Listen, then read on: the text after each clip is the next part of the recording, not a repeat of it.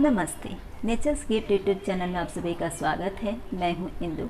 जब बच्चे 3-4 साल की उम्र में बोलना शुरू करते हैं तो उस समय अधिकांश बच्चे तुतला करके बोलते हैं और कुछ बच्चे हकला करके भी बोलते हैं। कुछ बच्चे बोलते समय किसी एक शख्स के सामने इस तरह के उच्चारण यानी प्रोनाउंस करते हैं, लेकिन बाकी लोगों से जब बातचीत करते हैं तो वो एकदम क्लियर शब्द बोलते हैं। यानी जैसे मम्मी डैडी हुए या फिर दादा दादी हुए, इनके सामने बच्चे अक्सर लाड़ प्यार में तुतला करके बोलते हैं या फिर किसी शब्द को, एक पर्टिकुलर शब्द को लंबा खींच करके बोलते हैं, लेकिन बाकी लोगों से जब बातचीत करते हैं तो एकदम क्लियर शब्द में बात करते हैं। अगर ऐसी समस्या रहती है तब आपको बिल्कुल टेंशन लेने की ज़रूरत नहीं होती है। और 4-5 साल की उम्र जब बच्चे क्रॉस करने लगते हैं और तभी भी बच्चा क्लियर शब्द नहीं बोल रहा है और हर किसी से इसी तरह से बात कर रहा है, तब आप एज ए पेरेंट्स के रूप में क्या बच्चे की मदद कर सकती हैं स्पीच थेरेपी के ज़रिए, कब आपको डॉक्टर के पास जाने की ज़रूरत होती है और क्या कुछ होम रेमेडी आप इस्तेमाल कर सकती हैं जिससे कि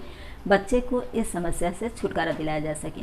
आज के इस वीडियो में मैं इसी टॉपिक पर जानकारी देने जा रही हूँ। एक छोटी सी रिक्वेस्ट है आपसे, वीडियो अगर पसंद आ जाएगी तो प्लीज़ लाइक का बटन ज़रूर हिट कर दीजिएगा और अगर आप चैनल पर न्यू हैं तो वीडियो के नीचे जो रेड बटन है उसे दबाकर आप चैनल को सब्सक्राइब कर लीजिए। इससे वीडियो के सारे नोटिफिकेशन आपको मिलते रहेंगे। वीडियो आपको अच्छी लग जाएगी तो इसे औरों को भी शेयर कर दीजिएगा ताकि जो न्यू पेरेंट्स होते हैं उन्हें भी इन बातों की जानकारी हो जाए। सबसे पहले हम तुतलाने और हकलाने में क्या अंतर होता है उसे समझ लेते हैं। तुतलाना यानी कि बच्चा किसी भी शब्द को, जैसे दरवाज़ा हुआ तो दलवाजा बोल सकता है, राम हुआ लाम बोल सकता है, ताम बोल सकता है। ये जो समस्या होती है वो शुरुआत के दिनों में, यानी कि जब बच्चा 3-4 साल का रहता है, बोलना शुरू करता है तो अधिकांश बच्चे तुतला करके बोलते हैं। कभी कभी कुछ बच्चे सिर्फ मम्मी डैडी से इस तरह से बात करते हैं और काफ़ी बड़ी उम्र तक बोलते रह जाते हैं मम्मी डैडी से, लेकिन बाकी लोगों से एकदम क्लियर शब्द में बात करते हैं। तो आपको बिल्कुल टेंशन लेने की ज़रूरत नहीं होती है। बच्चा लाड़ प्यार में ऐसा करता है, लेकिन अगर बच्चा हर किसी से इसी तरह से बात कर रहा है तो आपको बच्चे की भाषा यानी कि उसके शब्दों में सुधार लाने की आवश्यकता होती है। और हकला करके बोलना यानी बच्चा किसी एक पर्टिकुलर वर्ड पर बोलते बोलते अचानक से रुक जाता है या फिर उस शब्द को बच्चा लंबा खींचता है, या फिर जैसे कि ये भी समस्या होती है कि किसी एक शख्स के सामने अगर बच्चा इस तरह से बिहेव कर रहा है तो हो सकता है वो थोड़ा डरता हो, यानी सेंटेंस बच्चा एक साथ में पूरा नहीं कर पाता है या फिर बोलते समय रुक जाता है अचानक से। तो ये समस्या कभी कभी उस पर्सन से बच्चे को डर भी हो सकती है या फिर उनके सामने बच्चा असहज महसूस करता है, इसकी वजह से ऐसा करता है। तो इस डर को बच्चे के मन से निकालना ज़रूरी होता है। हकलाना, कभी कभी बच्चे जैसे कि खुद को असहज महसूस करते हैं और डरते भी हैं। उन्हें ऐसा लगता है कि मैं ये नहीं कर पाऊँगा, यह शब्द मैं नहीं बोल पाऊँगा, या फिर कभी कभी पढ़ाई का जैसे प्रेशर रहता है या फिर किसी काम को करने का जो प्रेशर होता है, तो इसकी वजह से भी बच्चे को ऐसा लगता है कि मैं नहीं कर पाऊँगा। न कर पाने की स्थिति जो होती है वो बच्चे में एक डर पैदा करती है और इसकी वजह से भी कभी कभी बच्चे हकलाते हैं। अक्सर ऐसा देखा गया है कि टीचर जब पढ़ाने लगती हैं तो कुछ बच्चे जो कुछ आता रहता है उसे भूल जाते हैं।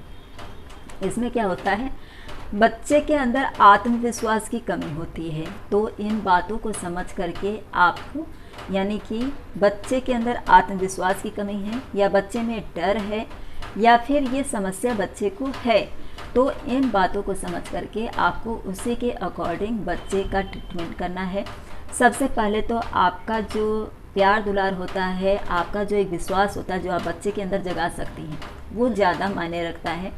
इसलिए मैं अपनी तरफ से सबसे ज़्यादा इसी बात पर जोर दूंगी कि आप मम्मी हैं और आप उसकी समस्या को पहले समझिए कि किस वजह से बच्चे में ऐसी समस्या है। अगर वाकई में बच्चे में ऐसी समस्या है, बच्चा हकला रहा है, मैं यहाँ पर एक बात बोल देना चाहती हूँ कि मैंने तुतलाने के ऊपर पहले भी अपने चैनल पर एक वीडियो दिया हुआ है सेपरेट रूप से, तो आप चेकआउट करके उसे देख सकती हैं। अगर हकलाने की समस्या है तो इस वीडियो में पूरी जानकारी उसके विषय में दूंगी, तुतलाने के विषय में भी थोड़ा इसमें बताऊंगी। अच्छा, तो हम पॉइंट पर आते हैं। तो आप बच्चे की समस्या को समझिए और उसके बाद में कोशिश करिए कि ज़्यादा से ज़्यादा टाइम आप बच्चे के साथ स्पेंड करिए, उसके साथ रहिए, उससे बोलने में प्रैक्टिस कराइए। जो बच्चा अगर किसी एक वर्ड पर रुक रहा है तो उसी एक वर्ड को आप धीरे धीरे बोल करके बच्चे को बताएं, लेकिन उसे इस बात का एहसास मत होने दीजिए कि उसके में किसी शब्द को लेकर के कमज़ोरी है, या फिर दूसरों से कंपेयर मत करिए कि वो अच्छे से बोल लेता है। नहीं, ये सब न करके आपको बच्चे को सिर्फ ये बताना है कि वो बराबर तो बोल लेता है, और आप उसे खुद बोलिए। और जैसे कि राइम होता है गाने के ज़रिए, इस तरह से आप बच्चे को जब सिखाएंगी तो बच्चे को एहसास भी नहीं होगा कि उसमें किसी चीज़ की कमी है, और बच्चा अच्छी तरह से बोलना सीख लेगा। जैसे बच्चा पूरा सेंटेंस जो बोल रहा है कि मम्मी मुझे दूध दो, और बच्चा एक साथ में ये वर्ड नहीं बोल पा रहा है, चाहे वो दूध वर्ड पर रुक जा रहा है, चाहे वो दरवाज़ा वर्ड पर रुक जा रहा है, तो आप उसे ये कहिए कि इस शब्द को धीरे धीरे बोले। यानी कि आप उसे बोलिए मत कि तुम बोलो, आप पहले खुद वो शब्द बोलिए कि मम्मी मुझे दूध दो, बेटा इस तरह से बोलो। तो बच्चा उसे दोहराएगा, तो इससे बच्चे के अंदर आत्मविश्वास होगा। बार बार जब उन शब्दों को पहले आप बोलिए, पहले आप नोटिस करिए कि बच्चा किस शब्द पर रुक रहा है या किस शब्द को लंबा खींच रहा है, तो उसी शब्द को आप धीरे धीरे बोलिए। और फिर बच्चे को कहिए कि अब तुम बोल करके दिखाओ, मैंने इस तरह से बोला, क्या तुम इस तरह से बोल सकते हो, तुम बोल करके दिखाओ। तो जब बच्चा बोलेगा, अगर थोड़ा सा भी बच्चे ने अच्छे से बोल लिया तो आप उस पर उसको ताली बजाइए और बोले कि अरे वाह, तुमने तो मुझसे भी अच्छा बोल लिया। तो इससे क्या होगा, अगर बच्चे के अंदर आत्मविश्वास की कमी होगी तो उसे ऐसा लगेगा कि उसने बहुत अच्छा किया है और आपने इसके लिए उसे तालियाँ दी, यानी कि आपने उसको क्लैप दिया, उसके शाबाशी दी। तो इससे बच्चे के अंदर आत्मविश्वास होगा और बच्चे को ये पता चलेगा कि इन शब्दों को मुझे धीरे धीरे बोलना चाहिए। यानी आप बच्चे को ये बताइए कि जब तुम ये शब्द धीरे धीरे बोलोगे, पहले आप जब बोलेंगी तो उसको समझ में आ जाएगा कि उसको इसी तरह से बोलना है, और आपको बोलते समय उन शब्दों को धीरे धीरे जोड़ करके बोलना है। अगर बच्चा जोड़ करके नहीं बोल पाता है तो आप भी उस शब्द को आधे आधे में बोलना सिखाइए। जैसे दरवाज़ा वो एक बार में नहीं बोल पा रहा है तो आप उसे दरवाज़ा इस तरह से बोलिए। फिर जब वो दरवाज़ा अच्छी तरह से बोल लेगा, यानी आधा आधा शब्द जब वो अच्छी तरह से बोल लेगा, तो वो 2-4 बार ऐसे बोलने के बाद में फिर आप उसको दरवाज़ा इस तरह से बोलिए, दरवाज़ा दरवाज़ा दरवाज़ा, इस तरह से। मैंने क्या कहा था अभी कि गा करके किसी भी चीज़ को बताने से बच्चा जल्दी सीखता है। तो दरवाज़ा दरवाज़ा दरवाज़ा, इस तरह से जब आप बोलेंगे तो बच्चा उसे एंजॉय के रूप में लेगा, न कि अपने में किसी समस्या के रूप में उस बात को लेगा। और बच्चे में सीखने की एक जो उत्सुकता होती है वो होगी, और बच्चा जितनी जल्दी से जल्दी हो सकेगा इन शब्दों को सीखने लगेगा। तो आप सबसे पहले खुद ज़्यादा से ज़्यादा समय बच्चे को दीजिए। आप उसे उन शब्दों को बोलना सिखाइए, धीरे धीरे बोलना सिखाइए, फिर उन शब्दों को जोड़ करके बोलना सिखाइए। फिर जब आपको ऐसा लगेगा कि अब बच्चे में काफ़ी हद तक प्रोनाउंस यानी कि उच्चारण की जो क्षमता है वो अच्छी हो रही है, तब आप उसे उन शब्दों को जोड़ करके तेज़ी से बोलना, यानी जैसे आमतौर पर हम सब लोग बोलते हैं उस तरह से बोलना सिखाइए। तो इस तरह से आप स्वयं बच्चे की मदद करिए।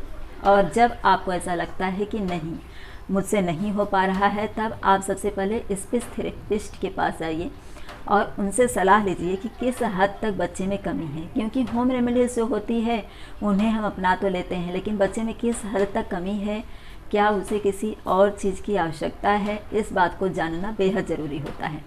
अगर डॉक्टर आपको बताते हैं कि नहीं नॉर्मल है सब कुछ, बस आप थोड़ा सा हेल्प करिए बच्चे की, तब ऐसे में आप दोनों करिए, यानी कि स्पीच थेरेपी दीजिए। और इसके अलावा कुछ बातें मैं जैसे बता दे रही हूँ, जैसे कि कभी कभी जो र ट ड ये शब्द होते हैं वो बच्चे अच्छी तरह से नहीं बोल पाते हैं, तो इसमें हो सकता है कि बच्चे को टंग टाई की समस्या हो। ये टंग टाई जो होता है वो जब हम इस तरह से देखिए, ये नीचे का जो भाग होता है इस तरह से तंतुनुमा जो जीभ के नीचे होता है वो कभी कभी मोटा होता है, या फिर वो नीचे की तरफ से ऊपर की तरफ का जो ये लेंथ है यानी कि चिपका हुआ जो भाग है वो ये लेंथ जो है वो छोटा रहता है, यानी कि वो जीभ ज़्यादातर चिपकी रहती है। तो ऐसे में आपको चेक करना है पहले कि बच्चे में टंग टाई की समस्या तो नहीं है, अब इसे चेक करने के लिए आप जैसे अपना भी चेक कर सकती हैं कि आपका किस हद तक है, या फिर जो छोटे बच्चे आपके बच्चे की उम्र के होंगे उनका 2-4 बच्चों का चेक करिए कि उनका कैसा है, बच्चे का, आपके बच्चे का कैसा है। अगर ऐसा लगता है आपको कि नहीं ये टंग टाई की समस्या है, तब तो आपको सिर्फ डॉक्टर के ही पास जाना है। जो बच्चे के डॉक्टर होते हैं उनके पास जाइए, वो आपको अच्छी तरह से सजेशन करेंगे और जो भी उसका ट्रीटमेंट होगा, इसमें एक्चुअली में ऑपरेशन की आवश्यकता पड़ती है। छोटा सा कट लगा करके उस चिपकी हुई जो उनका टंग टाई होता है उसे वो क्लियर कर देते हैं। बहुत ज़्यादा इसमें खर्चा भी नहीं आता है और बहुत ज़्यादा टाइम भी नहीं जाता है, बहुत ज़्यादा तकलीफ भी नहीं होती है, तो बहुत आसानी से ये समस्या से छुटकारा मिल जाता है बच्चे को। और कभी कभी क्या होता है, ये तो टंग टाई की समस्या थी जिसमें आपको सिर्फ डॉक्टर के पास जाने की ज़रूरत होती है। कभी कभी क्या होता है, बच्चों की जो जीभ होती है वो थोड़ी ठीक होती है, यानी कि थोड़ी मोटी होती है, जिसकी वजह से बच्चा जब बोलने लगता है तो जो शब्द वो बोलता है वो क्लियर नहीं बोल पाता है या फिर रुक रुक करके बोलता है। तो ऐसे में आपको क्या करना है, होम रेमेडी अपनाना है। आप आंवला ले लीजिए, कच्चे आंवले को आप छोटा छोटा स्लाइस जैसे छोटे छोटे पीस काटिए और बच्चे को ऐसे ही चूसने के लिए दे दीजिए, अगर बच्चा चूस सकता है तो। अगर बच्चा नहीं चूसना चाहता है तो आप इस छोटे छोटे आंवले के टुकड़े को अच्छी तरह से या तो मिक्सर में ग्राइंड कर लीजिए, हल्का एक बार खाली ऐसे ग्राइंड करिए और उसके बाद में उसे एक कपड़े में इस तरह से अच्छी तरह से बांध करके निचोड़ लीजिए। जो जूस निकलेगा उसे आप थोड़ा सा ऐसे उंगली के साथ, पहले अपनी उंगली को धो लीजिएगा, साफ़ कर लीजिएगा। उसके बाद उंगली की सहायता से इस तरह से बच्चे की जीभ पर आप लगा दीजिए। आंवले का जो जूस होता है वो बच्चे की जीभ की जो थिकनेस होती है उससे समाप्त कर देता है, यानी कि बच्चे की जीभ अगर मोटी है तो वो पतली हो जाती है। तो प्रतिदिन आप अगर ऐसा कर लेती हैं तो इससे बच्चे की इस समस्या से उसको छुटकारा मिल जाता है, यानी जो थिकनेस है जीभ की वो ठीक हो जाती है। इसके अलावा छुहारा जो होता है, यानी कि जो सूखा खजूर होता है, उसे आप दूध में छोटे छोटे पीस में काट करके अच्छी तरह से उबाल लीजिए और इस उबले हुए दूध को हल्का ठंडा करके और छान करके बच्चे को सुबह खाली पेट दीजिए पीने के लिए। ये भी काफ़ी लाभप्रद होता है, लेकिन आंवला सबसे अच्छा होता है और डॉक्टर को एक बार दिखाना भी बेहद ज़रूरी होता है। तो ये थी होम रेमेडी जो बच्चे में हकलाने की समस्या होती है। ये जो जीभ की थिकनेस या फिर टंग टाई की समस्या होती है, इसमें आपको टंग टाई में तो डॉक्टर की ही मदद आप ले सकती हैं और जो जीभ की थिकनेस होती है उसमें आप होम रेमेडी यूज कर सकती हैं और करना ही चाहिए आपको, क्योंकि ये आपके स्पीच थेरेपी से नहीं ठीक होगा। लेकिन अगर ये दोनों समस्या नहीं है, बच्चा सिर्फ ऐसे ही हकलाता है, किसी कारणवश जैसे आत्मविश्वास की कमी है या फिर किसी बात का उसे डर है, इस वजह से हकलाता है, तो उन बातों को आप अच्छी तरह से पहले नोटिस करिए, समझिए और अपने पास में बिठा करके ज़्यादा से ज़्यादा टाइम बच्चे को दीजिए और उसे इस समस्या से छुटकारा दिलाइए। आई होप कि जो जानकारी मैंने इस वीडियो में दी है, इससे अगर किसी बच्चे में या आपके बच्चे में इस तरह की कोई समस्या है तो ये वीडियो आपके लिए ज़रूर हेल्पफुल होगी। वीडियो अगर पसंद आई होगी तो लाइक कर दीजिएगा, चैनल को सब्सक्राइब और वीडियो को ज़्यादा से ज़्यादा शेयर कर दीजिएगा, ताकि जो न्यू पेरेंट्स होते हैं उनकी भी हेल्प हो जाए। इसी तरह के एक नए टॉपिक के साथ अगले वीडियो में फिर से मुलाकात होगी। वीडियो देखने के लिए आप सभी का धन्यवाद। Bye bye.